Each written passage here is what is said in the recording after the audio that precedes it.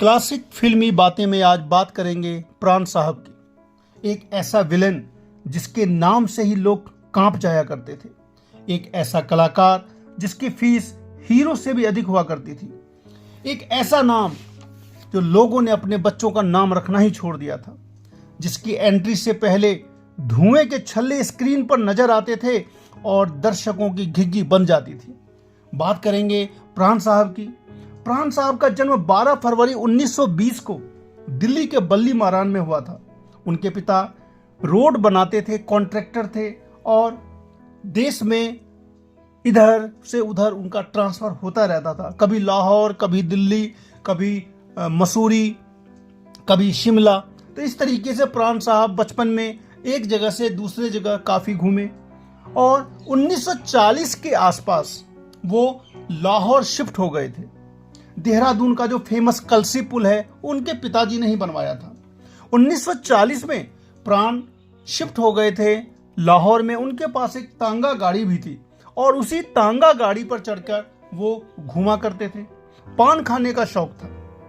एक दिन वो लाहौर में पान की दुकान पर अपनी तांगा गाड़ी से पहुंचे हुए थे। हालांकि प्राण एक सेलिब्रिटी फोटोग्राफर थे, बहुत ही अच्छी फोटो खींचते थे, फिल्मों में भी काम करते थे। तो पान खाने के लिए जब दुकान पर जाते हैं, वहीं पे पंजाबी फिल्म के मशहूर राइटर वली मोहम्मद भी पान खाने के लिए आए हुए थे। वली मोहम्मद पंजाबी फिल्म यमला जट बना रहे थे और उस फिल्म के लिए उनको एक विलेन की खोज थी। पहले तो प्राण साहब मना कर देते हैं, लेकिन उनके बार बार कहने पर प्राण मान जाते हैं और फिल्म यमला जट में वो विलेन की भूमिका निभाते हैं। उसके बाद लाहौर में काफ़ी सारी उन्होंने फिल्में बनाई। उसके बाद आज़ादी के बाद, यानी कि देश आज़ाद हो चुका था और प्राण साहब का जो परिवार था वो लाहौर से मुंबई शिफ्ट हो गया। हालांकि प्राण को मुंबई आने में भी काफ़ी स्ट्रगल करना पड़ा। फिल्में पाने के लिए उनको स्ट्रगल करना पड़ा। प्राण साहब लाहौर में तो काम करते थे, लेकिन मुंबई आने के बाद उनको काफ़ी सारा स्ट्रगल करना पड़ा।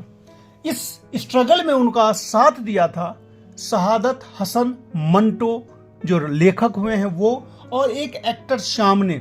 इन दोनों ने इनको फिल्मी दुनिया में लाने में काफ़ी मदद दी और इन दोनों के कहने पर इनको फिल्में मिलनी शुरू हो गई। अब हुआ ये कि इनको काफ़ी सारी फिल्में मिलनी शुरू हो जाती है। 1956 ईस्वी में एक फिल्म आती है हलाकू। हलाकू फिल्म अगर आप देखते हैं तो आप प्राण साहब को पहचान नहीं पाएंगे, क्योंकि ये फिल्म हलाकू जो बनी हुई है ये किसी विदेशी राजा पर है और वो राजा बिल्कुल अलग दिखता है। मेन हीरो जो था इसमें अजीत थे और विलेन बना हुआ था हलाकू यानी कि प्राण।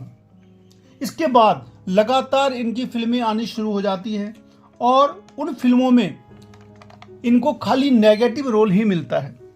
मधुमती फिल्म का उग्र नारायण आपको याद होगा। मधुमती फिल्म बिमल रॉय की 1958 में आई थी। उसमें जो वो उग्र नारायण बने हुए हैं, आपने देखा होगा कि कितना बेरहम एक विलेन बनाया जाता था। उस जमाने में प्राण के लिए जो स्क्रिप्ट राइटर जोगी होते थे वो बहुत ही ज़्यादा उनको खतरनाक विलेन बनाते थे। और सबसे बड़ी बात रही प्राण साहब की कि उनके लिए जो कहानी होती थी उस कहानी में वो हीरो की जो मेन हीरोइन होती है उसी को पाना चाहते हैं। चाहे वो मधुमती हो, उग्र नारायण है और उसमें जो लीड एक्ट्रेस है बैजंती माला, उसको पाना चाहते हैं। 1968 में आई फिल्म ब्रह्मचारी हो, उसमें वो रवि खन्ना बने हुए हैं, उसमें भी वो राजश्री को पाना चाहते हैं। मेरे सनम फिल्म 1965 में आई थी, उसमें वो श्याम बने हुए हैं, उसमें भी वो आशा पारेख को पाना चाहते हैं जो लीड एक्ट्रेस है। पत्थर की सनम 1967 में आई थी जिसमें वो लाला भगत राम बने हुए हैं और उसमें भी वो लीड एक्ट्रेस को ही पाना चाहते हैं। कश्मीर की कली का मोहन हो, खानदान फिल्म का नवरंगी हो, चाहे मुनीम जी का रतन हो, हर एक फिल्म में उन्होंने मेन हीरो की जो हीरोइन है उसी को पाना चाहा है। और पूरी फिल्म ऐसा लगता था कि अगर हीरो एक तरफ है एक धुरी पर, तो दूसरी धुरी पर विलेन भी उतना ही सशक्त रहता था। और प्राण साहब की जो फिल्में होती थी उस सभी फिल्मों में उन्होंने ऐसा रोल किया है जिससे लगता था कि रियल ऐसा हो रहा है। राम और श्याम फिल्म में उन्होंने ऐसी एक्टिंग की, उन्होंने दिलीप कुमार को ऐसे हंटर से पिटाई की उस फिल्म के अंदर, जिसके बाद लोगों को प्राण से डर लगने लगा था। रियल लाइफ में लोगों को ऐसा लगता था कि रियल में प्राण जो हैं वो बहुत ही बड़ा हैवान है। लोगों को इतना डर लगने लगा प्राण से कि लोगों ने अपने बच्चों के नाम प्राण रखने छोड़ दिए थे। इसके अलावा कुछ बहुत अच्छे अच्छे डायलॉग्स भी हैं। अगर आप प्राण साहब के डायलॉग देखें, चाहे वो फिल्म कालिया हो, चाहे वो मजबूर हो। मजबूर फिल्म अमिताभ बच्चन की, जिसमें प्राण ने एक चोर का रोल अदा किया है और उनके ऊपर एक फिल्माया हुआ गाना भी बहुत ही अच्छा है, और उसमें एक डायलॉग काफ़ी अच्छा है जिसमें अमिताभ बच्चन कहते हैं प्राण से कि चोरों के भी कुछ उसूल होते हैं, और प्राण कहते हैं आपने ठीक सुना है, चोरों के ही तो उसूल होते हैं। यानी कि ऐसे ऐसे डायलॉग थे जिस पर लोगों को तालियां बजाने पर मजबूर, और प्राण का हर तरह से उन्होंने एक्टिंग किया। पहले वो बहुत खतरनाक विलेन बने, उसके बाद वो कैरेक्टर रोल में भी आए, बहुत अच्छे अच्छे रोल उन्होंने निभाए। चाहे उपकार फिल्म के वो मलंग चाचा हों, चाहे वो खान भाई हों उसके जंजीर फिल्म के, चाहे मजबूर फिल्म के पीटर हों, यानी कि हर एक फिल्म में उन्होंने पूरा न्याय किया है। ऊपर से जितना वो रील में दिखते थे, अंदर से उतने ही नरम दिल इंसान थे। एक वाकया है, जब राज कपूर अपनी फिल्म बॉबी बना रहे थे, राज कपूर की इससे पहले 1970 ईस्वी में मेरा नाम जोकर डिजास्टर हो गई थी, यानी कि बुरी तरीके से फ्लॉप हो गई थी, और वो क्राइसिस में चल रहे थे। उस क्राइसिस से निकलने के लिए उन्हें एक फिल्म बनानी थी, और उस फिल्म को बनाने के लिए उनके पास बजट कम था।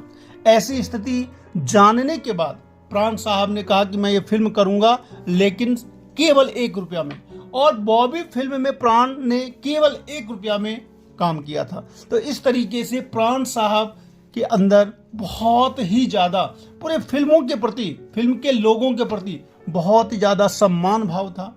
काफ़ी बड़ा परिवार है उनका, और उन्होंने दीर्घायु होते हुए काफ़ी सारी फिल्में की।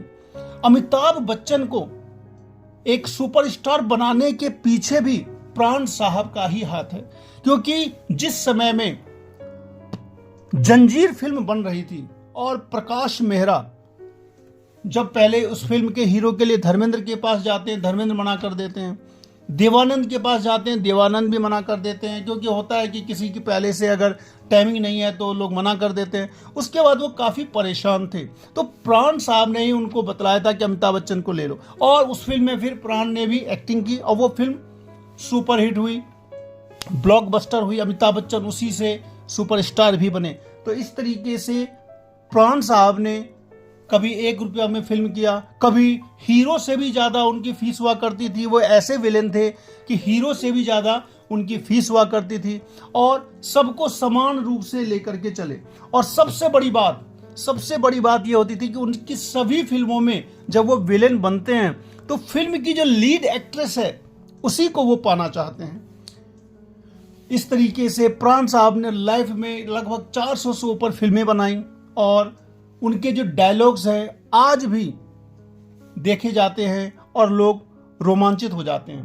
मित्रों, इस वीडियो को बनाने में काफ़ी शोध किया जाता है, समय भी लगता है, एडिटिंग भी की जाती है, और मैं ये चाहता हूँ कि बॉलीवुड से रिलेटेड जो भी बातें हैं बिल्कुल डिटेल के साथ आप लोगों तक बतलाऊं। तो आप लोग चैनल को सब्सक्राइब जरूर करें, और लाइक भी करें, शेयर करें, कमेंट करें। किस एक्टर के बारे में आप जानना चाहते हैं वो आप कमेंट में करें, तो उसके बारे में पूरी डिटेल से आपको बतलाया जाएगा। प्राण साहब के बारे में एक बात और है कि उनकी एक फिल्म है जिसमें उन्होंने डबल रोल भी किया है, और वो फिल्म थी किरण कुमार की पहली फिल्म जंगल में मंगल। तो जंगल में मंगल भी फिल्म आप चाहें तो देख सकते हैं, काफ़ी अच्छी फिल्म है। प्राण का इसमें डबल रोल है। और इस तरीके से इस वीडियो में मैंने आप लोगों को प्राण द लीजेंड एक्टर के बारे में बहुत सारी बातें बतलाई। आप लोग लाइक शेयर सब्सक्राइब जरूर करें। मिलते हैं फिर इसी तरीके से किसी रोमांचक वीडियो में। तब तक के लिए नमस्कार।